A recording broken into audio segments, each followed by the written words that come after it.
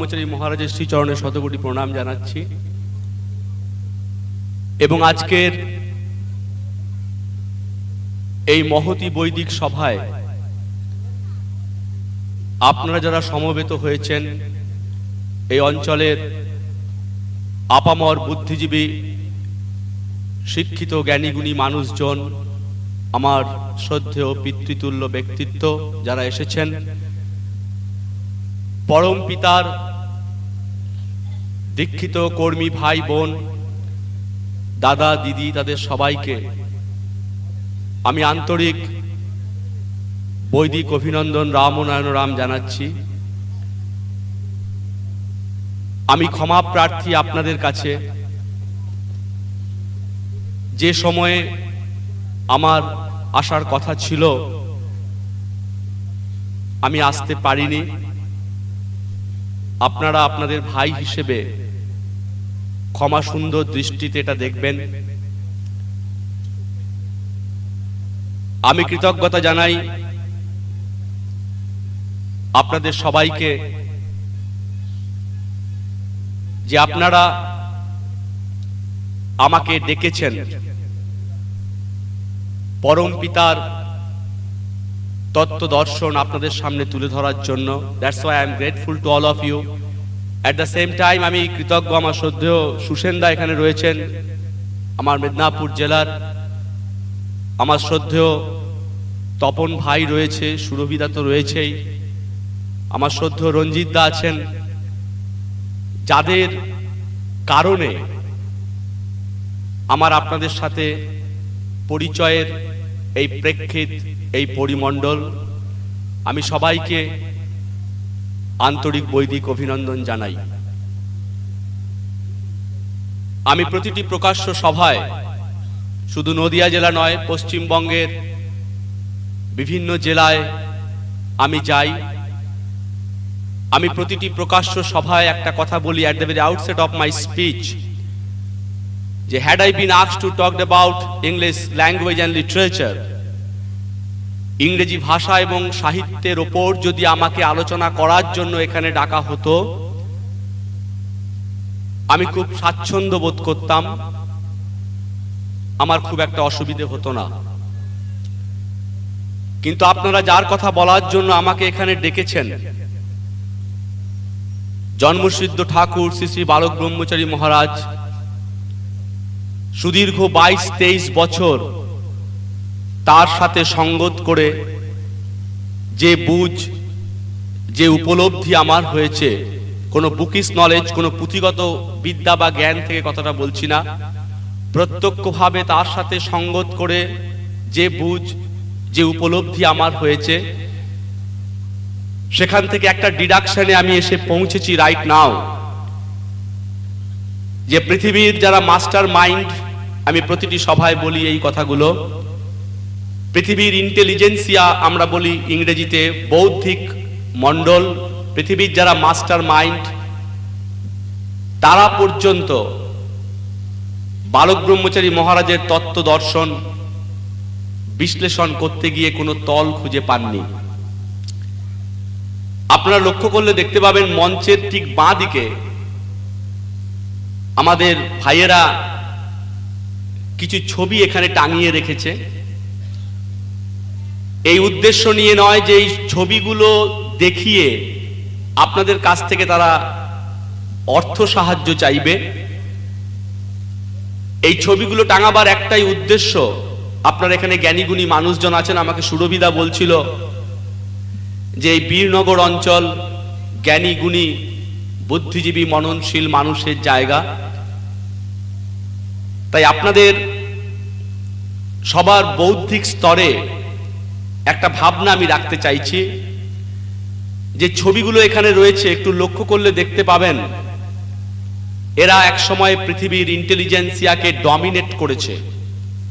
আন্তর্জাতিক খ্যাতিসম্পন্ন বিজ্ঞানী, আন্তর্জাতিক খ্যাতিসম্পন্ন দার্শনিক, আন্তর্জাতিক খ্যাতিসম্পন্ন সমাজতত্ত্ববিদ, আন্তর্জাতিক খ্যাতিসম্পন্ন বিপ্লবী, কত জনের কথা বলবো, তারা পর্যন্ত বালক ব্রহ্মচারী মহারাজের তত্ত্ব দর্শন বিশ্লেষণ করতে গিয়ে হারিয়ে গেছেন। কোনো গাঁজা গল্প শোনাবার জন্য আপনাদের কাছে আমি আসিনি সুদূর খড়গপুর থেকে, মেদিনীপুর থেকে, আমি বা আমার শ্রদ্ধেয় সুসেনদা বা তপন ভাই। আমরা শৈশবে একটা কথা শুনেছিলাম, আপনারাও শুনেছেন, যে কাজ না থাকলে মানুষ নাকি খই ভাজে। যাদের কোনো কাজ নেই তারা খই ভাজে, অথবা তাস পাশা খেলে, পরনিন্দা পরচর্চা করে, টিভি দেখে, এইসব কাজ করে। প্রচন্ড ব্যস্ততা রয়েছে, মাই হ্যান্ডস আর ফুল, প্রচন্ড ব্যস্ততা। কিন্তু সমস্ত ব্যস্ততাকে উপেক্ষা করে আমাকে যে যেখানে ডাকে আমি ছুটে যাই, শুধুমাত্র একটা কমিটমেন্ট থেকে। যে মূল্যায়ন আপনারা করেছেন বালক ব্রহ্মচারী মহারাজ সম্পর্কে সোফার আজ পর্যন্ত, অত্যন্ত বিনয়ের সাথে আপনাদের চিন্তার জগতে আবেদন রাখতে এসেছি। একটু ভেবে দেখবেন, পৃথিবীর বৌদ্ধিক মহল তাকে বিশ্লেষণ করতে পারেনি। দু একজনের কথা বলি। আন্তর্জাতিক খ্যাতিসম্পন্ন বিজ্ঞানী সত্যেন বোস, যিনি আইনস্টাইনের ভুল ধরিয়েছিলেন। এখানে অনেক বিজ্ঞানের ছাত্রছাত্রী নিশ্চয়ই রয়েছেন, শিক্ষকতা করেন এমন ব্যক্তিত্ব নিশ্চয়ই রয়েছেন আমার শ্রদ্ধেয়। আইনস্টাইনের ভুল ধরিয়েছিলেন যে বিজ্ঞানী সত্যেন বোস। আমাদের গর্ব করা উচিত, তিনি বাঙালি ছিলেন। আমি কোনো প্রাদেশিকতার দৃষ্টিভঙ্গি থেকে কথাটা বলছি না। এহেন সত্যেন বোস বালক ব্রহ্মচারী মহারাজের দীক্ষিত সন্তান ছিলেন। শুধু সত্যেন বোস নয়, সত্যেন বোসের স্ত্রী, তার পিতা, মা, প্রত্যেকেই। সত্যেন বোসের মতো বিজ্ঞানী, যিনি আইনস্টাইনের ভুল ধরিয়েছিলেন, তিনি ঠাকুরের তত্ত্ব দর্শন বিশ্লেষণ করতে গিয়ে বলছেন যে, ঠাকুর, তোমার তত্ত্ব, তোমার দর্শন উপলব্ধি করতে হলে সত্যেন বোসের মতো বিজ্ঞানীকে কয়েক সহস্রবার এই পৃথিবীতে আসতে হবে। আমি এই কথাগুলো কোনো ঘরে বসে বলছি না, ৩-৪ জন লোকের সামনেও বলছি না, প্রকাশ্যে বলছি। সবাই শুনছেন, যারা এসেছেন তারা তো শুনছেনই, যারা আসতে পারেননি, দূরে আছেন, বীরনগরের বিভিন্ন প্রান্তে বাড়িতে বসে আছেন, তারাও শুনছেন। যদি কেউ প্রমাণ করতে পারেন কোনো ভুল কথা, ভুল তথ্য আপনাদের সামনে দিচ্ছি, আগামীতে আবার আমাকে ডাকবেন, আগের থেকে জানাবেন না, জুতোর মালা পরাবেন মিথ্যে কথা বলার জন্য। আমি যে কথাগুলো বলছি, যে কথাগুলো বলবো, বলে যাব আমার বক্তব্যে, যদি কেউ প্রমাণ করতে পারেন কোনো ভুল তথ্য আপনাদের দিচ্ছি, you are wrongly being informed, আমাকে জুতোর মালা পরাবেন অন্য কোনো একদিন ডেকে। আগের থেকে জানাবেন না যে আপনাকে জুতোর মালা পরানো হবে, তবে তো আমি আসবো না। আমাকে বলবেন এখানে একটা সভা হবে, ডেকে জুতোর মালা পরাবেন মিথ্যে কথা বলেছি বলে। আন্তর্জাতিক খ্যাতিসম্পন্ন বিজ্ঞানী সত্যেন বোস বালক ব্রহ্মচারী মহারাজের তত্ত্ব দর্শন বিশ্লেষণ করতে গিয়ে বলছেন, ঠাকুর, তোমার এই তত্ত্ব, তোমার এই দর্শন উপলব্ধি করতে হলে সত্যেন বোসের মতো বিজ্ঞানীকে কয়েক সহস্রবার এই পৃথিবীতে আসতে হবে। অগ্নিযুগের বিপ্লবী বারীন্দ্র কুমার ঘোষ, আমরা সবাই তার কথা ইতিহাসে পড়েছি। বিপ্লবী ছাড়াও তার আরেকটা পরিচয় ছিল, তিনি দৈনিক বসুমতী পত্রিকার সম্পাদক ছিলেন। সাংবাদিকতা জগতের তাকে পথিকৃৎ বলা হতো। তিনি পরম পিতার দীক্ষিত সন্তান ছিলেন, অনেক গ্রন্থ লিখেছেন। একটা ইংরেজি বই আছে তার, the new messiah of the atomic age. সেই বইয়ের এক জায়গায় ঠাকুরের তত্ত্ব দর্শন বিশ্লেষণ করতে গিয়ে অগ্নিযুগের বিপ্লবী বলছেন, বারীন্দ্র কুমার ঘোষ বলছেন যে ঠাকুর ইজ এ লাইট পার্সনিফাইড। আপনারা জানেন যে বিবেকানন্দকে একবার প্রশ্ন করা হয়েছিল শ্রীরামকৃষ্ণকে একটা সেন্টেন্সে প্রকাশ করার জন্য। স্বামীজি শ্রীরামকৃষ্ণ সম্পর্কে বলেছিলেন লাভ পার্সনিফাইড, ভালোবাসা দেহী রূপে পৃথিবীতে এসেছে। এটা বিবেকানন্দের ইন্টারপ্রিটেশন ছিল শ্রীরামকৃষ্ণ সম্পর্কে। ব্যাকরণে পড়েছি, লাভ হচ্ছে একটা অ্যাবস্ট্রাক্ট নাউন, একটা বিমূর্ত কনসেপ্ট। আমাদের পরম পিতা বালক ব্রহ্মচারী মহারাজকে বিশ্লেষণ করতে গিয়ে অগ্নিযুগের বিপ্লবী বারীন্দ্র কুমার ঘোষ বলছেন, ঠাকুর ইজ এ লাইট পার্সনিফাইড, আলো কৃপা করে দেহ ধারণ করে এই মাটির পৃথিবীতে এসেছে। তোমরা যারা তার দীক্ষিত সন্তান, ভক্ত, শিষ্য, অনুরাগী, শুধু দীক্ষিত সন্তান, ভক্ত, শিষ্য, অনুরাগী হয়ে থাকলেই চলবে না, তোমরা উপলব্ধি করার চেষ্টা করো কি পরম সম্পদ তিনি তোমাদের দিতে চান। আন্তর্জাতিক খ্যাতিসম্পন্ন যুক্তিবাদী এম এন রায়, মানবেন্দ্রনাথ রায়, যারা কমিউনিস্ট পার্টি করেন তারা নিশ্চয়ই এই নামটা শুনেছেন। র্যাডিক্যাল হিউম্যানিজমের তিনি প্রতিষ্ঠাতা ছিলেন, নব্য মানবতাবাদ। তিনি কোনোদিনও কারোর পায়ে হাত দিয়ে প্রণাম করতেন না, জীবনী পড়লে জানতে পারবেন। এম এন রায়ের মতো যুক্তিবাদী, ইন্টারন্যাশনালি অ্যাকনলেজড, আন্তর্জাতিক খ্যাতিসম্পন্ন যুক্তিবাদী এম এন রায়, এহেন মানবেন্দ্রনাথ রায় ঠাকুরের তত্ত্ব দর্শন বিশ্লেষণ করতে গিয়ে এক জায়গায় বলছেন, ঠাকুর তোমার তত্ত্বকে উপলব্ধি করতে হলে জার্মানি দরকার ছিল, এদেশের মানুষ তোমার তত্ত্বকে উপলব্ধি করতে পারবে না। আন্তর্জাতিক খ্যাতিসম্পন্ন দার্শনিক ডক্টর মহেন্দ্রলাল সরকার ঠাকুরের দীক্ষিত সন্তান ছিলেন।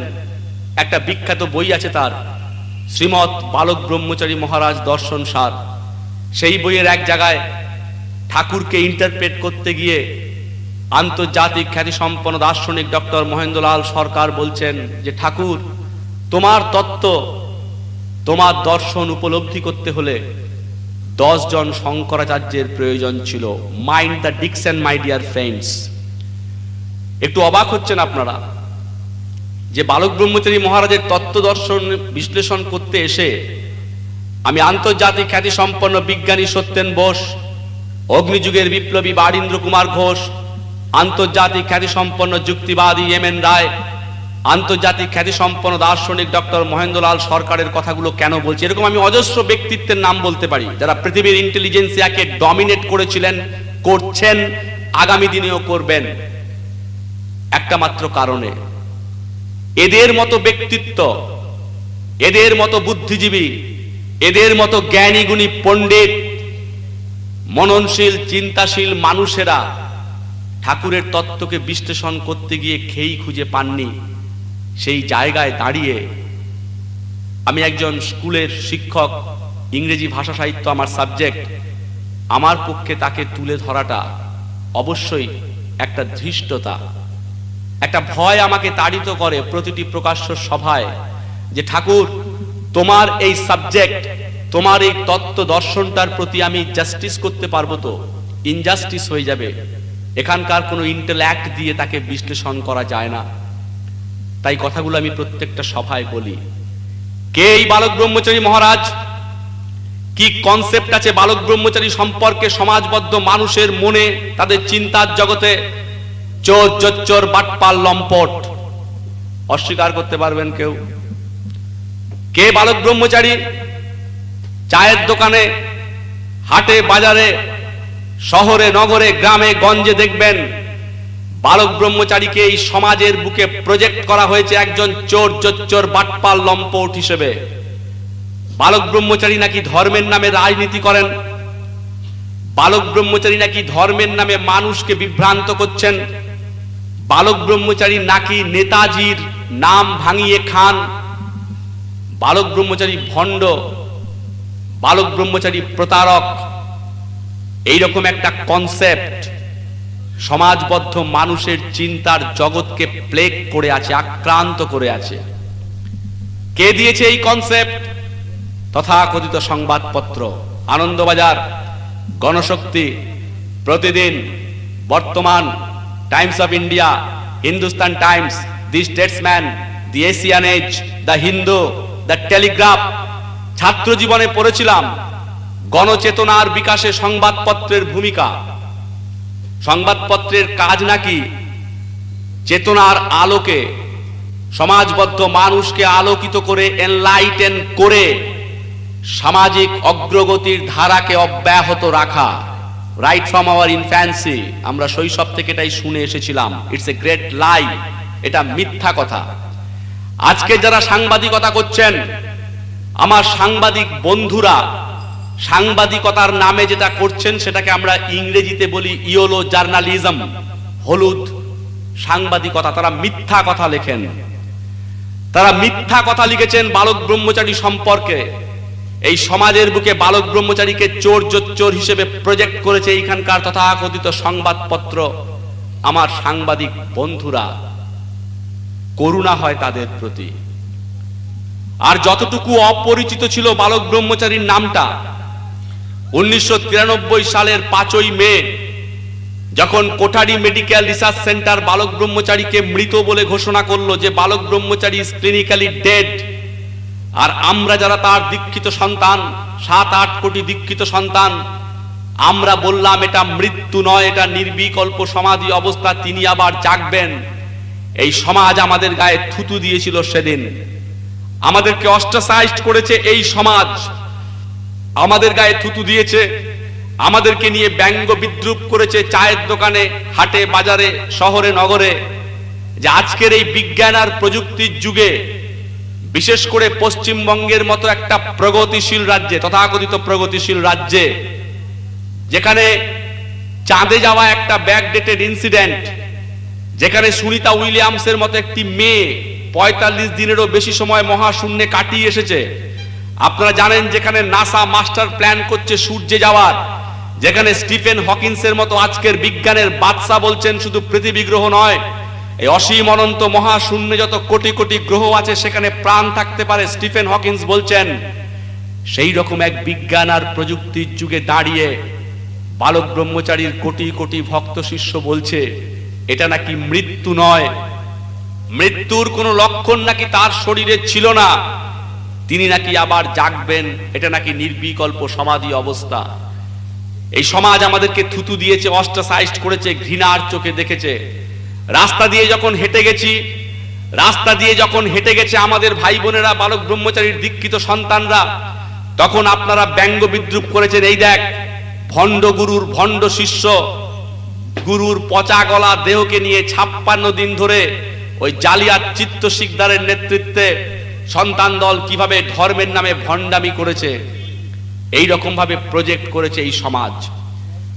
এই অপবাদ, এই ঘৃণা, এই সমালোচনা যদি সমাজের অশিক্ষিত মূর্খরা করত, তাহলে বেদনার জায়গা থাকতো না বন্ধু। কারণ সমাজ এবং রাষ্ট্র যাদেরকে লেখাপড়া শেখাতে পারেনি, আমরা খড়গপুরে বলি আঙ্গুটা ছাপ, যারা আজও আমাদের লজ্জা পাওয়া উচিত। আমি লজ্জাবোধ করি, আমি বিভিন্ন সেমিনারে যাই, একটা গাল ভরা ফ্রেজ বেরিয়েছে আজকাল, সর্বশিক্ষা অভিযান।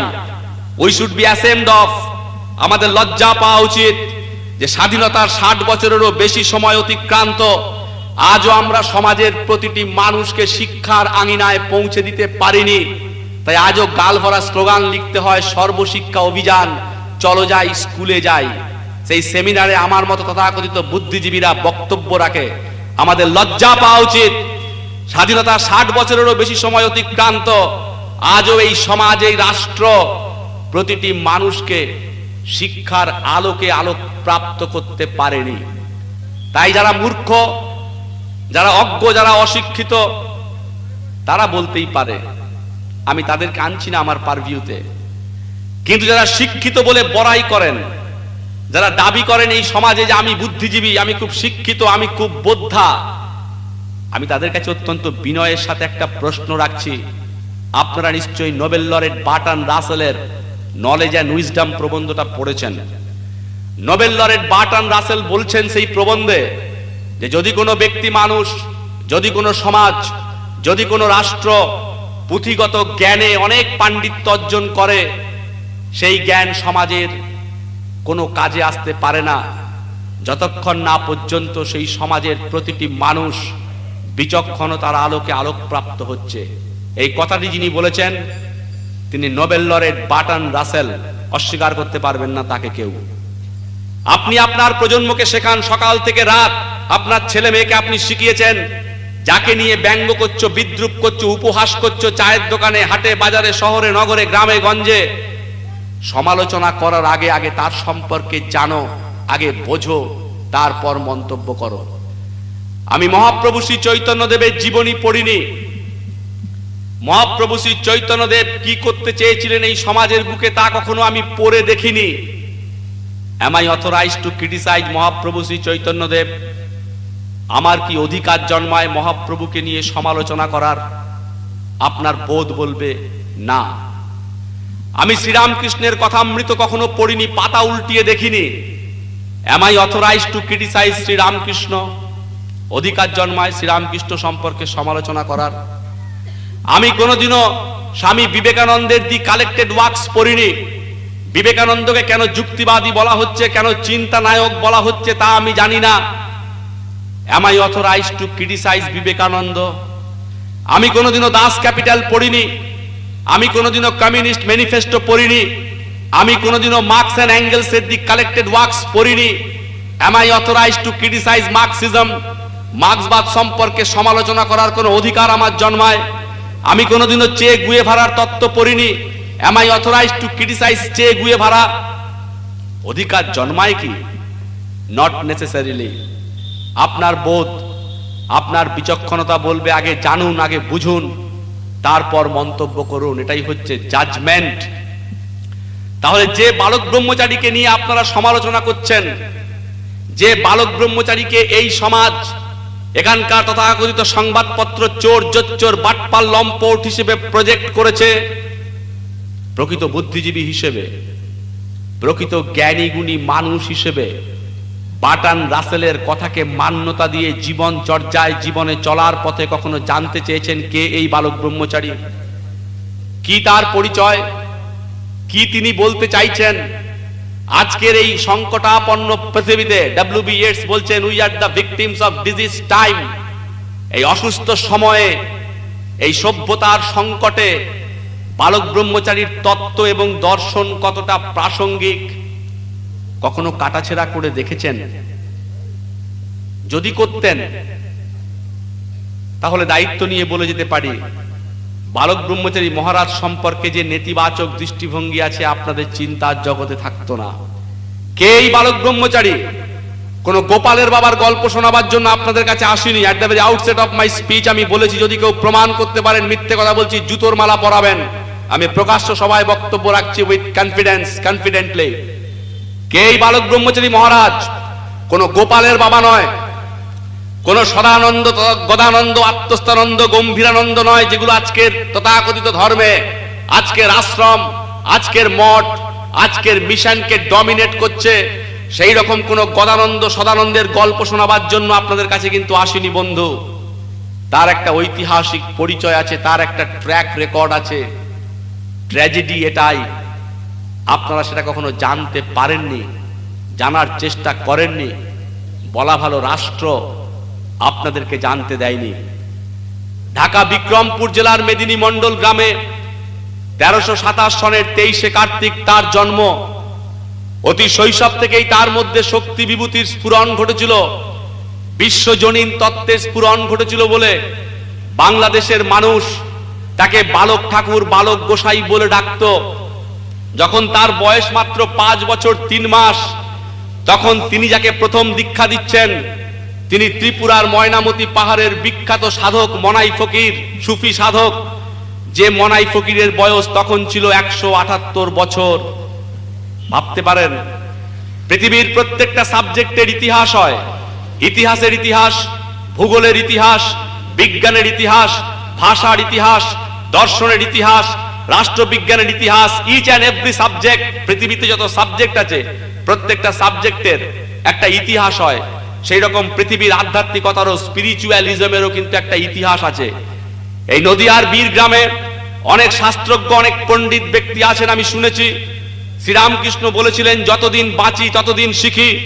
আমি অত্যন্ত বিনয়ের সাথে একজন ছোট ভাই হিসেবে জানতে চাইছি যে পৃথিবীর আধ্যাত্মিকতার ইতিহাসের পাতা উল্টিয়ে could you cite such a life, এইরকম একটা জীবন, এইরকম একটা দৃষ্টান্ত দেখাতে পারবেন যে একটা 5 বছর 3 মাস বয়সের একটা শিশু, যার মধ্যে জ্ঞানের বিকাশ হয় না, বোধের বিকাশ হয় না, যার কাছে জাগতিক প্রশংসা, জাগতিক নিন্দা, জাগতিক পুরস্কার, জাগতিক তিরস্কার দুটোই সমান, সেই 5 বছর 3 মাস বয়সের একটা শিশু যাকে প্রথম দীক্ষা দিচ্ছেন, তিনি ত্রিপুরার ময়নামতি পাহাড়ের বিখ্যাত সাধক মনাই ফকির, যার বয়স তখন ছিল 178 বছর।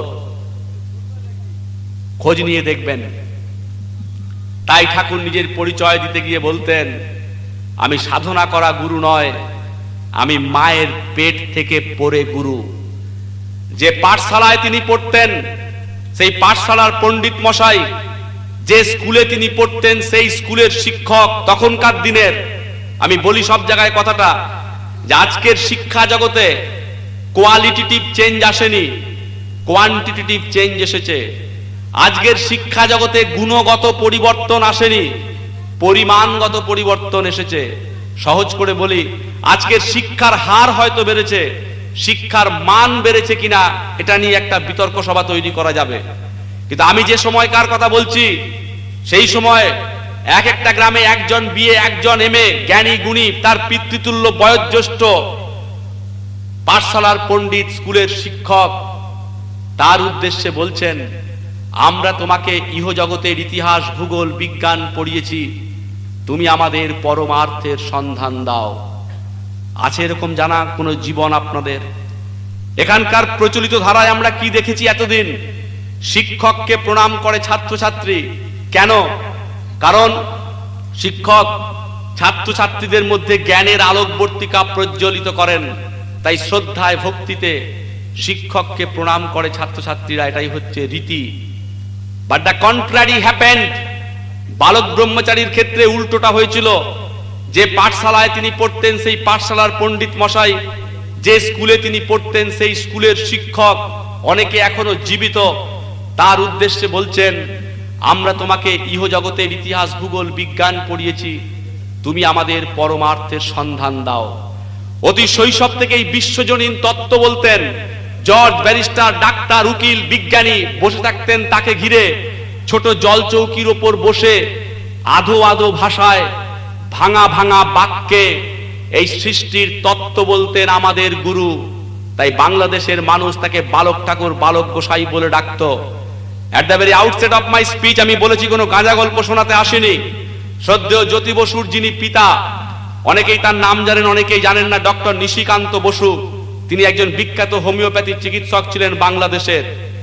এহেন শ্রদ্ধেয় জ্যোতি বসুর পিতা ডক্টর নিশিকান্ত বসু, ঠাকুরের বয়স যখন 12-13 বছর, ঠাকুরকে বাড়িতে ডেকে নিয়ে যেতেন ঠাকুরের কাছে এই বিশ্ব সৃষ্টির তত্ত্ব শোনার জন্য। কতজনের কথা বলবো, রাত শেষ হয়ে যাবে, আমার রেফারেন্স দেওয়া শেষ হবে না, আমি ডেলিভারেটলি আমি সেই জায়গায় যাচ্ছি না, ডাইগ্রেশন হয়ে যাবে। বাংলাদেশের মানুষ তাকে বালক ঠাকুর, বালক গোসাই বলে ডাকতো। সেখান থেকে এই বালক ব্রহ্মচারী নামটা এসেছে। ঠাকুর নিজের পরিচয় দিতে গিয়ে বলতেন, লক্ষ লক্ষ মিটিংয়ে, লক্ষ লক্ষ মানুষের সামনে নিজের পরিচয় দিতে গিয়ে বলতেন, জানো তো আমার নাম বালক ব্রহ্মচারী নয়, আমার নাম বীরেন্দ্র চন্দ্র চক্রবর্তী। কেন বালক ব্রহ্মচারী বলে লোকে? ওই শৈশব থেকেই শক্তি বিভূতি, শৈশব থেকেই বিশ্বজনীন তত্ত্ব বলতেন বলে তাকে বালক ঠাকুর, বালক গোসাই বলে ডাকা হতো। আমরা আশ্রম থেকে এরকম নামকরণ করিনি, যেটা আজকের এই সমাজে চলছে তথাকথিত ধর্মের নামে। অস্বীকার করতে পারবেন? আমি প্রমাণ দেব। আজকের মঠ, আজকের মিশন, আজকের আশ্রমে যারা সাধুগুরু মহান সেজে বসে আছেন, তাদের ইতিহাসটা একটু পড়ুন। কি দেখতে পাই? কেউ ঘর সংসার করেছিলেন 20 বছর, 30 বছর, 40 বছর। ঘর সংসার করতে করতে এক সময় জগৎ জীবন সম্পর্কে বৈরাগ্য এসেছে। ঘর সংসার ত্যাগ করেছেন, স্ত্রী পুত্র ত্যাগ করেছেন, পরিবারের প্রতি দায়িত্বকে অস্বীকার করেছেন, সামাজিক কর্তব্য বোধকে অস্বীকার করে কেউ পাহাড়ে গেছেন, কেউ জঙ্গলে গেছেন, কেউ গুহায় গেছেন, সাধনা করেছেন, শক্তি সঞ্চয় করেছেন, সিদ্ধি লাভ করেছেন, ভক্ত শিষ্যের পরিমণ্ডল তৈরি করেছেন।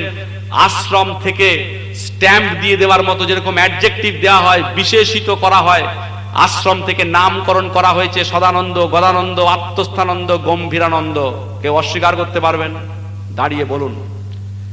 বালক ব্রহ্মচারীকে কিন্তু আমরা সেভাবে করিনি।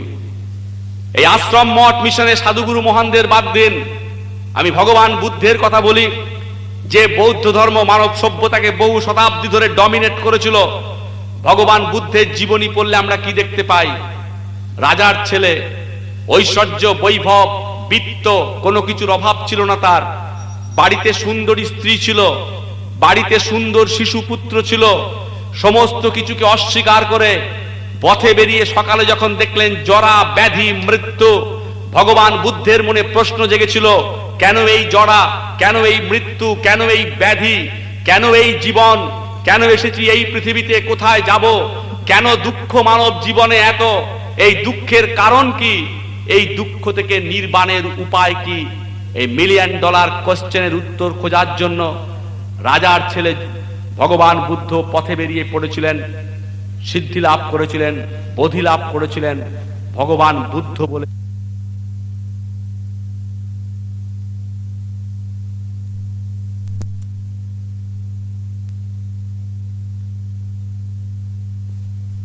বালক ঠাকুর বলে ডাকতো, সেখান থেকে এই বালক ব্রহ্মচারী মহারাজ এই নামটা এসেছে। কি অপরাধ করেছেন তিনি, যিনি শৈশব থেকে বলে এলেন হিংসা নয় প্রেম, সাম্প্রদায়িকতা নয় সম্প্রীতি, মানুষকে ভালোবাসো।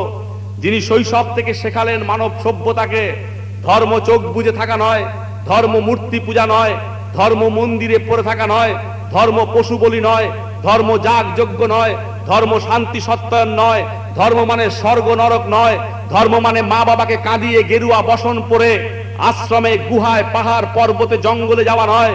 ধর্ম যুক্তি ভিত্তিক, ধর্ম গণিত ভিত্তিক, ধর্ম সুর ভিত্তিক, ধর্ম বিশ্লেষণমুখী। আর শৈশব যিনি মানব সভ্যতাকে মানবতাকে এত বড় রেশনালিজম, এত বড় যুক্তিবাদের কথা শুনিয়ে গেলেন, সেই বালক ব্রহ্মচারী মহারাজ কি এমন অপরাধ করেছেন যার জন্য এই সমাজ তাকে শ্রেণী শত্রু হিসেবে চিহ্নিত করলো? Who will find out?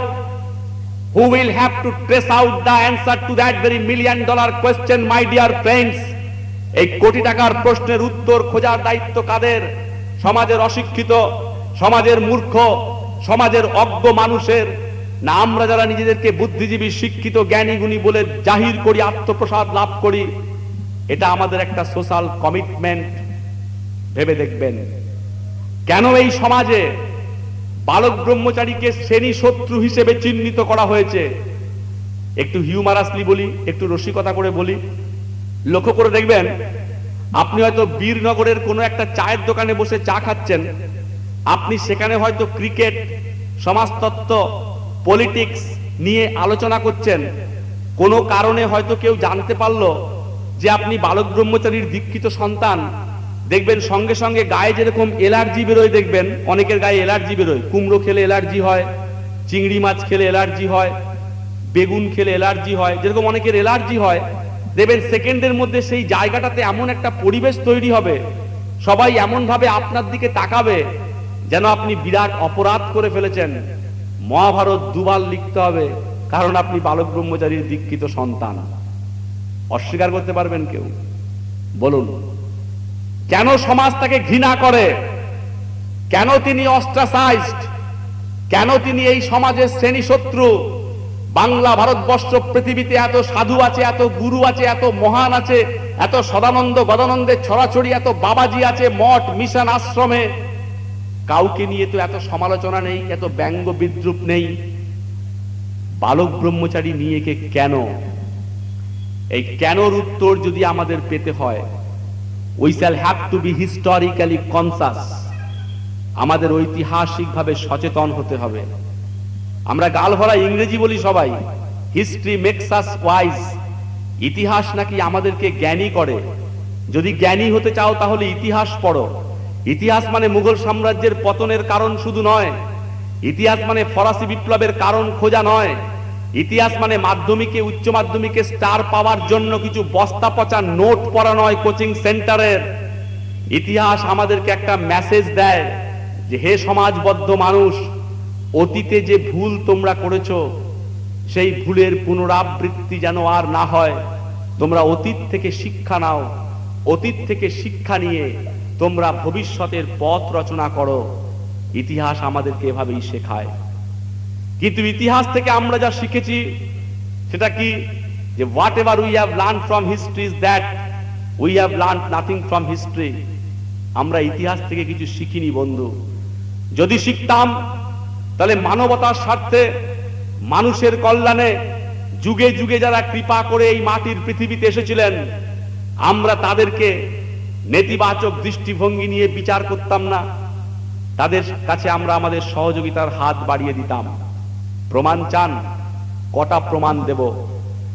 এই নদিয়ার মানুষ মহাপ্রভু শ্রী চৈতন্যদেব, আসুন একটা প্রশ্ন করি, মহাপ্রভু শ্রী চৈতন্যদেব কি এমন অপরাধ করেছিলেন? বলবেন একই কথা বলছেন ভাই, মহাপ্রভু ভগবান, মহাপ্রভু দেবতা, মহাপ্রভু যুগবতার। আমাদের এই বীরনগরে প্রত্যেকের বাড়িতে মহাপ্রভুর ছবি আছে। আর আপনি দীপক চক্রবর্তী কোথা থেকে, মেদিনীপুর থেকে এসে বলছেন মহাপ্রভু অপরাধ করেছিলেন।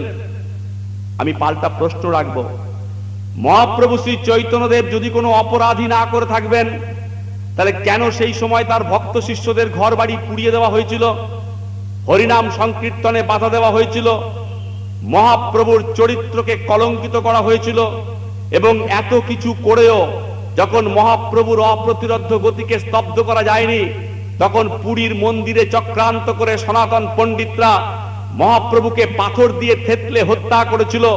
তাদের এই ঘৃণ্য চক্রান্তের কথা যাতে মানব সভ্যতা জানতে না পারে, তার জন্য মহাপ্রভুর চরিত্রে দেবত্ব আরোপ করে প্রচার করা হয়েছিল যে মহাপ্রভু শ্রী চৈতন্যদেব নাকি জগন্নাথের দেহে লীন হয়ে গেছেন।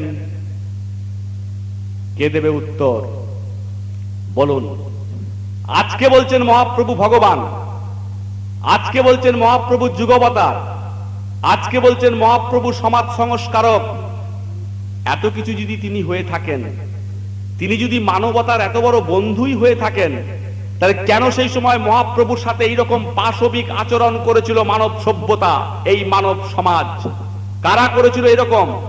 কারা মহাপ্রভুর ঘর বাড়ি ভেঙে দিয়েছিল, ভক্ত শিষ্যদের ঘর বাড়ি ভেঙে দিয়েছিল, খোল করতাল ভেঙে দিয়েছিল, হরিনাম সংকীর্তনে বাধা দিয়েছিল, মহাপ্রভুর চরিত্রকে কলঙ্কিত করেছিল, এবং পরিশেষে পুরীর মন্দিরে চক্রান্ত করে মহাপ্রভু ওয়াজ অ্যাসাসিনেটেড, মহাপ্রভুকে হত্যা করা হয়েছিল? কারা করেছিল এগুলো সেই সময়? রাস্তাঘাটের কুকুর বিড়াল, বনের বাঘ ভাল্লুক, যাদেরকে আমরা ইতর প্রাণী বলি, নট নেসেসারিলি করেছিল আপনার আমার মতো তথাকথিত বুদ্ধিজীবী জ্ঞানী গুণী মানুষ। কেন? কারণ মহাপ্রভু একটা বিরাট অপরাধ করে ফেলেছিলেন। কি সেই অপরাধ? মহাপ্রভু মানবতাকে অদ্ভুত এক বার্তা শোনাতে এসেছিলেন। তোমরা কেউ হিন্দু নও, কেউ মুসলমান নও, কেউ ব্রাহ্মণ নও, কেউ চণ্ডাল নও, কেউ ধোপা নও, কেউ নাপিত নও, একই আকাশ তলে তোমাদের সূর্য এক, তোমাদের জল এক, তোমাদের মাটি এক, তোমাদের বাতাস এক। এক শূন্যকে আশ্রয় করে, ক্ষিতি অপ তেজ মরুদ বোম একে আশ্রয় করে তোমাদের অস্তিত্ব। তোমরা এই বিভেদের প্রাচীর, এই জাতিগত নীতিগত বিভেদ বৈষম্যের প্রাচীর ভেঙে দাও, এই সমাজ স্বর্গে পরিণত হবে। শিরোনাম 32 অক্ষর দ্বারে দ্বারে তিনি প্রচার করে মানুষের চিন্তার জগতে একটা বৈপ্লবিক পরিবর্তন আনতে চেয়েছিলেন। আনফরচুনেটলি মাই ডিয়ার ফ্রেন্ডস, মহাপ্রভুকে সম্পূর্ণ বিপরীতভাবে প্রজেক্ট করেছে এই শয়তান সমাজ। আজকে যুবক যুবতীদের প্রশ্ন করুন বীরনগরের, আমিও বৃদ্ধ নই, I belong too young generation. আজকের বীরনগরের যুবক যুবতীদের প্রশ্ন করুন, মহাপ্রভু শ্রী চৈতন্যদেবকে চেনো? বলবেন হ্যাঁ চিনি। না চেনার কি আছে? মহাপ্রভু মানে তো ন্যাড়া মাথা বাবাজি, একটা টিকি আছে, ক্যালেন্ডারে যার ছবি দেখা যায়, দুহাত ওপরে তুলে শিরোনাম 32 অক্ষর করছেন, হরে কৃষ্ণ কৃষ্ণ কৃষ্ণ হরে হরে, হরে রাম রাম রাম হরে হরে। এটাই তো মহাপ্রভুর পরিচয়। দিনক্ষণ দেখে 65 ডেসিবেল অতিক্রম করে মহানাম সংকীর্তন হয়, এটাই তো পরিচয় পেয়েছি আমরা মহাপ্রভুর। মাই ডিয়ার ফ্রেন্ডস, এটা মহাপ্রভুর প্রকৃত পরিচয় নয়। একটা সুন্দর রেফারেন্স আপনাদেরকে আমি দিয়ে যাচ্ছি। ডক্টর জ্যোতি ভট্টাচার্য, আমি সব জায়গায় দেই এই রেফারেন্সটা। ডক্টর জ্যোতি ভট্টাচার্য ক্যালকাটা ইউনিভার্সিটির ইংরেজির হেড অফ দ্য ডিপার্টমেন্ট ছিলেন, পশ্চিমবঙ্গের প্রাক্তন শিক্ষামন্ত্রী, মাথায় রাখবেন। তিনি মহাপ্রভুর উপর অনেক গবেষণালব্ধ পত্রিকা আছে, তার থিসিস পেপার। এরকমই একটি থিসিস পেপারে তিনি বলছেন, ডক্টর জ্যোতি ভট্টাচার্য বলছেন যে Mahaprabhu Shri Chaitanyadev, mind the diction, শব্দ চয়নটা লক্ষ্য করবেন, মহাপ্রভু শ্রী চৈতন্যদেব শুধু বাংলা ভারতবর্ষ নয়, সমগ্র পৃথিবীর মানুষকে প্রথম শেখাতে এসেছিলেন কিভাবে গণ আন্দোলন করতে হয়। এই যে দিকে দিকে গণ আন্দোলন হচ্ছে, জমির জন্য আন্দোলন, খাদ্যের জন্য আন্দোলন, শিক্ষার জন্য আন্দোলন, স্বাস্থ্যের জন্য আন্দোলন, মানবিক অধিকারকে প্রতিষ্ঠিত করার জন্য, আমাদের মৌলিক চাহিদাকে বাস্তবায়িত করার জন্য, পূরণ করার জন্য দিকে দিকে আজকে যে আন্দোলন চলছে, আমরা বুঝেছি, আমাদেরকে বোঝানো হয়েছে, আমরা শিখেছি, আমাদেরকে শেখানো হয়েছে যে এগুলো নাকি পলিটিক্যাল পার্টিগুলো, এই সো কল রাজনৈতিক দলগুলো নাকি এগুলো আমাদেরকে শিখিয়েছে। মাই dear friends, we are wrongly informed, আমরা ভুল জেনেছি। কিভাবে গণ আন্দোলন করতে হয় মানব সভ্যতাকে প্রথম শিখিয়েছিলেন মহাপ্রভু শ্রী চৈতন্যদেব। ভাবতে পারেন এটা নাকি তার অপরাধ।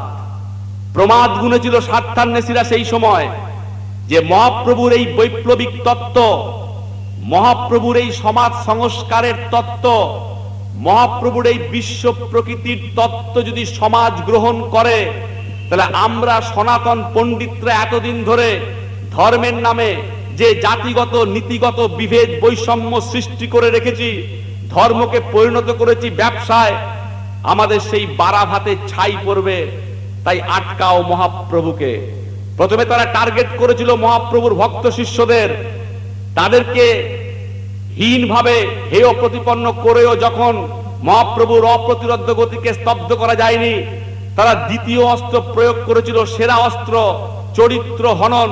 যে চরিত্র হনন করলে মানব সমাজে মুখ দেখানো যাবে না, because characterless everything, character lost everything lost. মহাপ্রভুর চরিত্রকে কলঙ্কিত করেছিল এই সনাতন পণ্ডিতের চক্রটা। তাতেও যখন কিছু করা যায়নি, পরিশেষে চক্রান্ত করে পুরীর মন্দিরে মহাপ্রভুকে পাথর দিয়ে থেতলে হত্যা করেছে এই মানব সমাজ। আজকে আমরা তাকে দেবতা বানিয়েছি। আজকে বলছেন বিবেকানন্দ নাকি যুক্তিবাদী। আমার মার্ক্সবাদী বন্ধুরা তাদের শারদীয়া গণশক্তি, শারদীয়া দেশ হিতৈষীতে বিবেকানন্দকে খুব কোট করছেন আজকাল। Better late than never my dear friends. আজকে বলা হচ্ছে বিবেকানন্দ নাকি যুক্তিবাদী, বিবেকানন্দ নাকি চিন্তা নায়ক। আমি একটা প্রশ্ন রাখছি আপনাদের কাছে, যে বিবেকানন্দকে আজকে যুক্তিবাদী বলছেন, যে বিবেকানন্দকে আজকে চিন্তা নায়ক বলছেন, যে বিবেকানন্দর নামে নদিয়ার বীরনগরে অনেক স্টাডি সেন্টার আছে, যে বিবেকানন্দের কালেক্টেড ওয়ার্কস পড়ার জন্য আপনি আপনার ছেলে মেয়েকে বলছেন যে বিবেকানন্দের রচনাবলী পড়ো। আমরা যারা শিক্ষকতা করি স্কুলে আমাদের স্টুডেন্টদের বলছি you go through the collected works of Vivekananda. আমি প্রশ্ন রাখছি আপনাদের কাছে, এ হেন বিবেকানন্দকে কারা চরিত্রহীন বানিয়েছিল সেই সময়? অবাক হচ্ছেন? অবাক হওয়ার কিছু নেই, একটা তথ্য দিয়ে যাচ্ছি। স্বামী বিবেকানন্দ যখন বেলুর মঠ স্থাপনের পরিকল্পনা করছেন, বেলুর মঠ স্থাপন করে শ্রীরামকৃষ্ণের ভাব আদর্শকে বিশ্বময় ছড়িয়ে দেওয়ার প্ল্যান করছেন বিবেকানন্দ, তখন বিবেকানন্দের এগেইনস্টে চার্জ জানা হয়েছিল যে ওটা বেলুর মঠ হচ্ছে না, ওটা নরেন দত্তের বাগান বাড়ি, মেম সাহেবদের নিয়ে ফুর্তি করার জন্য তৈরি করা হচ্ছে। কারা বানিয়েছিল চরিত্রহীন বিবেকানন্দকে? রাস্তাঘাটের কুকুর বিড়াল নয়, বনের বাঘ ভাল্লুক নয়, ইতর প্রাণী নয়। বিবেকানন্দকে চরিত্রহীন বানিয়েছিল এই তথাকথিত দ্বিপদ জন্তু। অ্যারিস্টটল বলছেন আমরা টু ফুটেড অ্যানিম্যাল, আমরা হচ্ছি দ্বিপদ জন্তু। এই আমাদের মতো তথাকথিত বুদ্ধিজীবী শিক্ষিতরা বিবেকানন্দকে চরিত্রহীন বানিয়েছিল সেদিন। আজকে বিবেকানন্দকে দেবতা বানিয়েছে, আজকে বিবেকানন্দকে যুক্তিবাদী চিন্তানায়ক হিসেবে চিহ্নিত করেছে মানব সমাজ। ভগবান যিশু কি অপরাধ করেছিলেন? যিশু আজকে 25শে ডিসেম্বর আপনারা ছেলে মেয়েকে নিয়ে পিকনিক করতে যাচ্ছেন, চার্চে যাচ্ছেন, গির্জায় যাচ্ছেন, কেন না আজ বড়দিন, আজকে নাকি জেসাস জন্মেছে। যদিও 25শে ডিসেম্বর নিয়ে অনেক বিতর্ক আছে, প্রকৃতই সেটা যিশুর জন্মদিন কিনা আমি যাচ্ছি না সেই প্রসঙ্গে। এনিওয়ে, আজকে বলছেন জেসাস অবতার। আজকে বীরনগরে অনেকের বাড়িতে যিশুর ছবি আছে। যদি প্রশ্ন রাখি আপনাদের চিন্তার জগতে, যিশু কি অপরাধ করেছিল? বলবেন দীপক ভাই কি বলছেন মেদিনীপুর থেকে এসে, যিশু আবার কি অপরাধ করেছে? আজকে বলছেন যিশু যদি কোনো অপরাধী না করে থাকবে, মানবতার কত বড় বাণী শোনাতে এসেছিলেন জেসাস। মানুষকে ভালোবাসো, মানুষকে ঘৃণা করো না, পাপকে ঘৃণা করো, পাপীকে ঘৃণা করো না। মানবতার এত বড় বাণী, তোমরা সবাই অমৃতের সন্তান। কেউ শিখিয়েছে মানবতার এত বড় বাণী? কোন রাজনৈতিক নেতা নেত্রী, কোন রাজনৈতিক মতাদর্শ হিউম্যানিজমের এত বড় বাণী শুনিয়ে দেখাতে পারবেন? ইতিহাসের পাতা উল্টিয়ে কেউ দেখাতে পারবেন না। এ হেন যিশুকে পেরেক ফুটিয়ে মারল মানব সভ্যতা। ভাবতে পারেন জেসাসকে কেন পেরেক ফুটিয়ে মেরেছিল মানব সমাজ? কারণ চক্রান্ত করলো, তারা হিসাব করে দেখে নিল স্বার্থান্বেষীরা যে যিশুর এই বৈপ্লবিক তত্ত্ব, যিশুর এই মানবতার বাণী যদি মানুষ গ্রহণ করে, তাহলে আমরা যারা এতদিন ধর্মের নামে মানুষকে শোষণ করছি, এক্সপ্লয়েট করছি, আমাদের ব্যবসা বন্ধ হয়ে যাবে। তাই আটকাও যিশুকে। যিশুর সঠিক পরিচয় আমরা অনেকেই পাইনি। একটা রেফারেন্স দেই উৎপল দত্তের। উৎপল দত্ত মানে সবাই জানে হিন্দি সিনেমার ভিলেন অথবা বাংলা সিনেমার ভিলেন উৎপল দত্ত, কিন্তু এছাড়াও উৎপল দত্তের একটা খুব সুন্দর পরিচয় ছিল। ভারতবর্ষে শেক্সপিয়ারের নাটক করার হিম্মত একমাত্র উৎপল দত্তের ছিলেন। লেফটিস্ট লিনিং ছিল তার, কমিউনিস্ট আদর্শে বিশ্বাসী ছিলেন উৎপল দত্ত। তার একটা বিখ্যাত বই আছে শেক্সপিয়ারের সমাজ চেতনা, সেই বইটা পড়লে দেখতে পাবেন জেসাস সম্পর্কে কি গবেষণালব্ধ কথা বলেছেন উৎপল দত্ত। তিনি যুক্তি দিয়ে প্রমাণ করেছেন যে ভগবান যিশুই প্রথম পৃথিবীর প্রলেতারিয়েতদের জন্য, এই সর্বহারা, এই নিপীড়িত, এই বঞ্চিত ভিখিরি, যাদের পেটে ভাত নেই, যাদের গায়ে পোশাক নেই, যাদের শিক্ষা নেই, দীক্ষা নেই, যাদের মাথার ওপর আশ্রয় নেই, এই পৃথিবীতে যাদের জন্য চোখের জল ফেলার কেউ নেই, তাদের জন্য চোখের জল ফেলেছিলেন জেসাস ক্রাইস্ট। ভাবতে পারেন এত বড় মানবতার বন্ধুকে আমরা কি পুরস্কার দিয়েছিলাম বন্ধু? আমরা পেরেক ফুটিয়ে মেরেছি। কেন পেরেক ফোটানো হয়েছিল? শুধু ইতিহাসের পাতায় পড়েছি যিশুকে নাকি পেরেক ফোটানো হয়েছে। কেন পেরেক ফোটানো, কেন ক্রুসিফিকেশন? যিশুকে বিষ খাইয়ে হত্যা করা যেত, যিশুকে তার দেহ থেকে তরোয়াল দিয়ে মাথাটাকে আলাদা করা যেত, তা কিন্তু করা হয়নি। যিশুকে ক্রুসিফিকেশনে নিয়ে যাওয়া হয়েছিল অনলি বিকজ, ইতিহাস একটু ওয়াইড এন্ড এক্সটেন্সিভলি পড়লে আমরা জানতে পারি যে সেই সময় রোমে ক্রুয়েলেস্ট কাইন্ড অফ পানিশমেন্ট ছিল ক্রুসিফিকেশন। অর্থাৎ এই লোকটিকে এমন সাজা দাও যাতে তিলে তিলে, দগ্ধে দগ্ধে যন্ত্রণা পেতে পেতে মৃত্যুবরণ করে। জেসাসকে যখন পেরেক ফোটানো চলছে তখন যিশু বলছেন, ঈশ্বর এদের ক্ষমা করো, এরা জানে না এরা কি অপরাধ করছে। Could you cite such a life? এইরকম একটা জীবন দেখাতে পারবেন? আপনি রানাঘাটে যাচ্ছেন বাসে করে, যদিও আমি এখানকার পথঘাট চিনি না, আই এম স্ট্রেঞ্জার হিয়ার। আপনি হয়তো রানাঘাট যাচ্ছেন, কোন যাত্রীর একটু পায়ে পা লেগে গেছে বাসে, আমরা বাপ বাপান্ত করতে ছাড়ি না। লক্ষ্য করে দেখবেন, সামান্য একটু পায়ে পা লেগে গেছে, আমরা বাপ বাপান্ত করতে ছাড়ি না, মা বাবা তুলে গালাগালি করি আমাদের মতো শিক্ষিত বুদ্ধিজীবীরা, সামান্য একটু পায়ে পা লেগে গেলে বাসে বা ট্রেনে। আর একটা মানুষকে পেরেক ফুটিয়ে মারা চলছে, কি অপরাধ তার? না, তিনি মানবতাকে শেখাতে এসেছিলেন যে মানুষকে ভালোবাসো, মানুষকে ঘৃণা করো না, পাপকে ঘৃণা করো, পাপীকে ঘৃণা করো না। তোমরা সবাই অমৃতের সন্তান, তোমাদের মধ্যে কোনো ভেদাভেদ নেই। ভেদাভেদের প্রাচীর ভাঙতে এসেছিলেন জেসাস। কি উপহার দিয়েছি আমরা তাকে? আমরা তাকে পেরেক ফুটিয়ে মেরেছি। ভাবতে পারেন, আজকে বানিয়েছি দেবতা যিশুকে। তাই ইংরেজি সাহিত্যের বিখ্যাত কবি ডাইলেন থমাস একটি বিখ্যাত কবিতায় বলেছিলেন যে আফটার জেসাস, যিশুর পরে পৃথিবীর কোন মৃত্যু এত বেদনার হতে পারে না।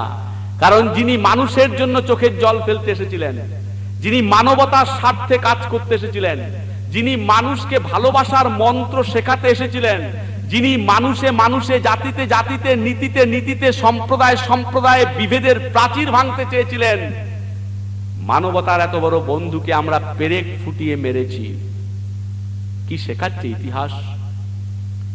ইতিহাস এটাই শেখাচ্ছে যে মানবতার স্বার্থে, মানুষের কল্যাণে যারাই এই পৃথিবীতে এসেছেন প্রকৃত পথটা দেখাবার জন্য, প্রকৃত সত্যটা আমাদেরকে জানাবার জন্য, আমরা কেউ তাদের সাথে সহযোগিতা করিনি। ইতিহাসে এরকম লাখো লাখো দৃষ্টান্ত আছে, দৃষ্টান্ত টানতে গেলে অনেক সময় চলে যাবে বন্ধু, আপনাদের ধৈর্যচ্যুতি ঘটবে। বালক ব্রহ্মচারী মহারাজও এর ব্যতিক্রম নন। কি অপরাধ করেছেন তিনি, যার জন্য এই সমাজ তাকে অস্ট্রাসাইজড করলো, যার জন্য এই সমাজ তাকে ঘৃণা করে, যার জন্য এই সমাজ তাকে শ্রেণী শত্রু হিসেবে চিহ্নিত করেছে, যার জন্য হাটে বাজারে শহরে নগরে গ্রামে গঞ্জে এত ঘৃণা, এত অবহেলা। কেন? কি অপরাধ তার? তার একটাই অপরাধ, তিনি প্রকৃত সত্যটা আমাদেরকে জানাতে এসেছেন। কি বলছেন তিনি? তিনি বলছেন বাংলা ভারতবর্ষ পৃথিবীতে এত ধর্ম, এত মঠ, এত মিশন, এত আশ্রম, এত চার্চ, এত গির্জা, বাংলা ভারতবর্ষে এত রাজনৈতিক দল, এত রাজনৈতিক তত্ত্ব, এত রাজনৈতিক নেতা নেত্রী, এত কিছু যদি থেকে থাকে, এই সমাজের ভিখারি উলঙ্গ চেহারা হয়ে গেল কেন? অস্বীকার করতে পারবেন কেউ? বলুন। কত ধর্ম ভারতবর্ষ তথা পৃথিবীতে, হিন্দু ধর্ম, মুসলমান ধর্ম, খ্রিস্টান ধর্ম, বৌদ্ধ ধর্ম, জৈন ধর্ম, জরতুষ্ট্রের ধর্ম, কত ধর্ম, কত রাজনৈতিক তত্ত্ব, কত রাজনৈতিক মতাদর্শ, এত কিছু যদি থেকে থাকে, মানব সমাজের এরকম চেহারা হয়ে গেল কেন? ভিখারি উলঙ্গ চেহারা, কেউ অস্বীকার করতে পারবেন? পারল না কোনো ধর্ম ঘরে ঘরে ধার্মিক তৈরি করতে, পারল না কোনো রাজনৈতিক তত্ত্ব ভাইয়ের বুকে ভাই যাতে ছুরি না বসায় তার ব্যবস্থা করতে। কি শেখালো এখানকার ধর্ম? তুই হিন্দু, তুই মুসলমান, তুই ব্রাহ্মণ, তুই চণ্ডাল, তোর ধর্ম এটা, এর ধর্ম এটা। কি শেখালো এখানকার রাজনীতি? তুই কংগ্রেস, তুই কমিউনিস্ট, তুই নকশাল, তুই কংগ্রেস, তুই তৃণমূল, তুই এসইউসিআই, ওরা, আমরা। বিভেদের প্রাচীর, বড় বড় সব checkpost. Matthew Arnold to Marguerite কবিতায় বলেছিলেন, আমরা এক একজন বিচ্ছিন্ন দ্বীপের মতো অবস্থান করছি সমাজের বুকে। ভিখারি চেহারা এই সমাজের। কটা খবর পাই, বেশ কিছুদিন আগে পেপারে একটা খবর বেরিয়েছিল, পড়েছেন সবাই নিশ্চয়ই, নতুন কথা নয়। লজ্জা পাওয়া উচিত আমাদের। ছাত্র জীবনে জেনেছিলাম, শৈশবে জেনেছিলাম, আপনারাও জেনেছিলেন যে হাটে বাজারে চাল ডাল আলু পটল ঝিঙে বিক্রি হয়।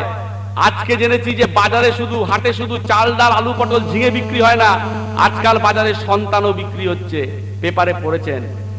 সদ্যজাত শিশুকে নিয়ে মা বসে গেছে বাজারে, মা ডাকছে, কে আছো এমন উদার হৃদয় ব্যক্তি, আমার এই সদ্যজাত শিশুটিকে কিনে নাও, কারণ একে খাওয়ার মতো ক্ষমতা বা ব্যবস্থা আমার নেই। আমাদের লজ্জা পাওয়া উচিত। এই ঘটনা মঙ্গল গ্রহে ঘটেনি, এই ঘটনা বৃহস্পতি, নেপচুন, প্লুটোতে ঘটেনি। এই ঘটনা ঘটেছে এই মাটির পৃথিবীতে, এই সমাজের বুকে। যে সমাজে এত শিক্ষা, এত স্কুল, এত কলেজ, এত ইউনিভার্সিটি, যে সমাজে এত ধর্ম, যে সমাজে এত মঠ, এত মিশন, যে সমাজে এত সাধুগুরু মহান, এত সদানন্দ গদানন্দের ছড়াছড়ি, যে সমাজে এত রাজনৈতিক দল, এত রাজনৈতিক তত্ত্ব, যে সমাজে এত রাজনৈতিক নেতা, এত রাজনৈতিক নেতৃবৃন্দ, সেই সমাজের একটা ভিখারি চেহারার ইনস্ট্যান্স দিলাম মাত্র। 1000 কোটি ইনস্ট্যান্স আমি দিয়ে যেতে পারি। With authenticity. লজ্জা পাওয়া উচিত আমাদের। আমরা গান গাই স্বাধীনতা দিবসে, সারে জাহাঁ সে আচ্ছা হিন্দুস্তান হামারা। আমাদের লজ্জা পাওয়া উচিত। স্বাধীনতার 60 বছরেরও বেশি সময় অতিক্রান্ত, আজও শিশুর মুখে অন্ন সংস্থানের ব্যবস্থা করে দিতে পারেনি কোনো ধর্ম, কোনো রাজনীতি। শ্রদ্ধেয় মুখ্যমন্ত্রীর কাকা, শ্রদ্ধেয় কবি বুদ্ধদেব, শ্রদ্ধেয় মুখ্যমন্ত্রী বুদ্ধদেব ভট্টাচার্যের কাকা ছিলেন সুকান্ত ভট্টাচার্য। একটা কবিতা লিখেছিলেন বহু বহু বছর আগে, এ পৃথিবীকে, এ শিশুর বাসযোগ্য করে যাব আমি, নবজাতকের কাছে এ আমার দৃঢ় অঙ্গীকার। তিনি বেঁচে থাকলে লজ্জা পেতেন যে গাল ভরা স্লোগান দেই আমরা শিশু দিবসে, চাচা নেহরুর জন্মদিন পালন করি 14ই নভেম্বর, যে শিশুরা নাকি জাতির ভবিষ্যৎ। সেই শিশুর স্থান কোথায় আজকে ভেবে দেখুন। ফুটপাতে, ডাস্টবিনে, চায়ের দোকানে, কোনো গ্যারেজে, ট্রেনে দেখবেন। এই সব আপনাদের শিয়ালদা লাইনে, আমিও দেখি খড়গপুর হাওড়া লাইনে। যদি মানুষ হয়ে থাকি চোখের জল ফেলা উচিত আমাদের। এই শীতের রাতের মধ্যে ছেঁড়া জামা, একটা গামছা পরে বলছে, বাবু কিছু খাইনি দুদিন ধরে, আমাকে একটা টাকা দাও। কে বলছে এই কথাটা? যারা নাকি আগামী দিনের ভবিষ্যৎ, যাদের উদ্দেশ্যে কবি সুকান্ত লিখেছিলেন, এ পৃথিবীকে, এ শিশুর বাসযোগ্য করে যাব আমি, নবজাতকের কাছে এ আমার দৃঢ় অঙ্গীকার। লজ্জা করে না? এত শিক্ষিত, এত বুদ্ধিজীবী, এত জ্ঞানীগুণী পণ্ডিত, এত রাজনীতি তত্ত্ব, এত রাজনৈতিক নেতা নেত্রী, এত রাজনৈতিক দল, এত ধর্ম, এত মঠ, এত মিশন, এত চার্চ, এত গির্জা, এত কিছু যদি থেকে থাকে, এই ভিখারি চেহারা হয়ে গেল কেন? কে উত্তর দেবে এই কোটি টাকার প্রশ্নের? বলুন। অস্বীকার করতে পারবেন? কি হচ্ছে সমাজে? রাজা আরো রাজা হয়েছে, ভিখারি আরো ভিখারি হয়েছে। পেটে ভাত নেই, গায়ে জামা নেই, শিক্ষা নেই, দীক্ষা নেই, মাথার ওপর আশ্রয় নেই, কুকুর বিড়ালের মতো চিকিৎসা পায়। পশ্চিম মেদিনীপুর জেলায় আমার বাড়ি। কোনো গাঁজা গল্প শোনাতে আসেনি, আপনাদের বলেছি প্রথমেই। পশ্চিম মেদিনীপুরের একেবারে পশ্চিম প্রান্তে, কোনো বেড়াতে যায়নি কখনো পিকনিক করার উদ্দেশ্য নিয়ে। এই গুরুর কাছে গিয়েছিলাম, বেলপাহাড়ি, বিনপুর, গোপীবল্লভপুর, একদম ওয়েস্টে। স্বাধীনতার 60 বছরেরও বেশি সময় যেখানে অতিক্রান্ত, সেখানে আজও পিঁপড়ের ঝোল খেয়ে মানুষ বেঁচে আছে বন্ধু। ভাবতে পারেন, পারল না কোনো ধর্ম, পারল না কোনো রাজনৈতিক তত্ত্ব এই ভেদাভেদ মুছে দিতে, পারল না তো কেন? বালক ব্রহ্মচারী মহারাজ বলছেন এর একমাত্র কারণ তোমরা তোমাদের প্রকৃত পরিচয় ভুলে গেছো। যে উদ্দেশ্য নিয়ে একদিন এই মাটির পৃথিবীতে এসেছিলে, সেই উদ্দেশ্যের কথা তোমরা আজকে বিস্মৃত হয়েছো, ভুলে গেছো বলেই মানব সমাজের এই চেহারা হয়েছে আজ। প্রকৃতির শিক্ষায় নিজেকে শিক্ষিত করতে পারোনি বলে, প্রকৃতির থেকে শিক্ষা নিয়ে প্রকৃতির গ্রন্থ পাঠ করে সেই শিক্ষাকে, সেই নীতিকে তোমাদের ব্যক্তি জীবনে, তোমাদের পারিবারিক জীবনে, তোমাদের সমাজ জীবনে, তোমাদের রাষ্ট্রীয় জীবনে প্রয়োগ করতে পারোনি বলেই মানব সমাজের আজ এই ভিখারি উলঙ্গ চেহারা। কি বলছেন দীপক দা? বালক ব্রহ্মচারী একই গাঁজাখুরি তত্ত্বের কথা বলছে। কে বলল আমরা আমাদের পরিচয় ভুলে গেছি? ও হিন্দু ও মুসলমান, ও ব্রাহ্মণ ও চণ্ডাল, ও পণ্ডিত ও মূর্খ, ও ধোপা ও নাপিত, ও কংগ্রেস ও কমিউনিস্ট, ও এসইউসিআই ও তৃণমূল, কে বললো আমরা আমাদের পরিচয় ভুলে গেছি? এই তো আমার জামা, হিন্দুর জামা, মুসলমানের জামা, খ্রিস্টানের জামা, চীনার জামা, বৌদ্ধের জামা, কংগ্রেসের জামা, সিপিআই এর জামা, সিপিএম এর জামা, এসইউসিআই এর জামা। কে বলেছে we have forgotten our identification? বালক ব্রহ্মচারী গাঁজা গল্প বলছে সব। কে বললো আমরা আমাদের পরিচয় ভুলে গেছি? আর কে বললো আমরা আমাদের জীবনের উদ্দেশ্য ভুলে গেছি? বাপ্পি লাহিড়ী বহু বছর আগে হিন্দি গানের মাধ্যমে বলে দিয়েছে জীবনের উদ্দেশ্য কি। বোম্বাই সে আয়া মেরা দোস্ত, দোস্ত কো সালাম করো, খাও পিও মৌজ করো, চব্য চস্য লেজ্জ পেও খাও। কার মাথায় বাড়ি দেবে, কার সর্বনাশ করবে, কার পুকুরে বিষ মেশাবে, কার জমি দখল করবে, আমার গাড়ি, আমার বাড়ি, আমার ধন, আমার দৌলত, আমার পার্টি, আমার ক্যাডার, আমার ধর্ম, আমার মঠ, আমার মিশন, এই গান গাও সকাল থেকে রাত হারমোনিয়ামে, জন্ম থেকে মৃত্যু। এটাই তো জীবনের উদ্দেশ্য। জীবনের আবার আরো কোনো উদ্দেশ্য আছে নাকি? এই জীবনের একটাই উদ্দেশ্য, ভার্মে যায় প্রতিবেশী, ভার্মে যায় বাবা মা পারলে, তুমি আর আমি আর আমাদের সন্তান। মান্নাদের বিখ্যাত একটা গান আছে, শুনেছিলেন নিশ্চয়ই, খুব রোমান্টিক গান। তুমি আর আমি আর আমাদের সন্তান, এই নিয়ে আমাদের পৃথিবী। ফ্ল্যাটে বাবা মার থাকার জায়গা নেই, অ্যালসিসিয়ান কুকুরের থাকার জায়গা আছে। এটাই তো জীবনের উদ্দেশ্য। খাও পিও মৌজ করো, আগে নিজে বাঁচো। নিজে কি করে বাঁচবে সম্ভব হলে শালা ভগ্নিপতি আত্মীয় স্বজনদের কি করে কোলা ব্যাঙের মতো ফোলাবে, এই জন্য কাজ করো। এটাই তো জীবনের উদ্দেশ্য। জীবনের আর কোনো উদ্দেশ্য আছে নাকি? বালক ব্রহ্মচারী মহারাজ বলছেন আছে। ভেবে দেখো, কে তুমি, কি তোমার পরিচয়, কোথায় ছিলে, কেন এলে, কোথায় যাবে, কি তোমার প্রকৃত পরিচয়? আত্মজিজ্ঞাসার মাধ্যমে নিজেকে প্রশ্ন করো, সত্যটা জানো। জীবনে কাউকে বলতে শুনেছেন আমি মিথ্যা জানতে চাই? এই বীরনগরে যে মিথ্যার বেসাতি করে, আপনাদের এই বীরনগরের যিনি চোর জচ্চোর বাটপাল লম্পট হিসেবে আপনারা জেনে গেছেন যাকে, তাকেও কখনো গিয়ে জিজ্ঞাসা করবেন তো আপনি কি মিথ্যা জানতে চান? দেখবেন সেও বলবে আমি সত্য জানতে চাই। আমরা সবাই কিন্তু সত্য জানতে চাই। We are all হ্যাঙ্কারিং after truth. কি সেই সত্য? বালক ব্রহ্মচারী মহারাজ বলছেন সেটা খোঁজো। কে তুমি, কোথায় ছিলে, কোথা থেকে এলে, কেন এলে, কোথায় যাবে? এই 60, 70, 80 জীবনের উদ্দেশ্যটা কি?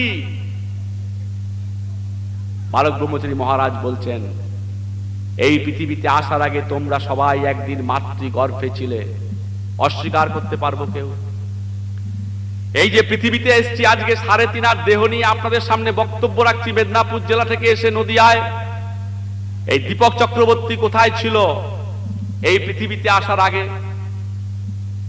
ফুটপাতের ভিখারি, বীরনগরের ভিখারি থেকে শুরু করে আজকের পৃথিবীর যিনি গুরু ঠাকুর বারাক ওবামা, এই সৃষ্টি তত্ত্বের ধারায় একই প্রসেসিং, কোনো ফারাক নেই। এই পৃথিবীতে আসার আগে আমি আপনি সবাই একদিন ছিলাম মাতৃগর্ভে। মাতৃগর্ভের আগে কোথায় ছিল আমার আপনার অস্তিত্ব? পিতার বীর্যে আজকে ভুলে গেছি। ওই সাদা সাদা শুক্র কীট পোকার মতো যেগুলো বর্ষাকালে নানা নর্দমায় ঘুরে বেড়ায়, হরিপদ কেরানি থেকে শুরু করে Einstein, Once upon a time, my dear friends, we all were in that form. আমরা সবাই একদিন সেই রূপে ছিলাম, আজকে ভুলে গেছি, অস্বীকার করতে পারবেন? মাতৃগর্ভের আগে আমার আপনার অস্তিত্ব ছিল পিতার বীর্যে। শুধু আপনার জন্য কোটি কোটি প্রাণ স্যাক্রিফাইস করেছে। কোনো গাঁজা গল্প পড়ছি না, এটা বায়োলজি, এটা সায়েন্স, আপনারা জানেন। বীর্যপাতে যে কোটি কোটি প্রাণ যায়, একটা মাত্র প্রাণ এই পৃথিবীতে আসে, বাকিগুলো স্যাক্রিফাইস করে। আমার আপনারও কিন্তু নালা নর্দমা দিয়ে ভেসে যাওয়ার কথা ছিল, কিন্তু আমরা ভাসিনি, কেউ মূল্য দেয়নি সেটা। তারও আগে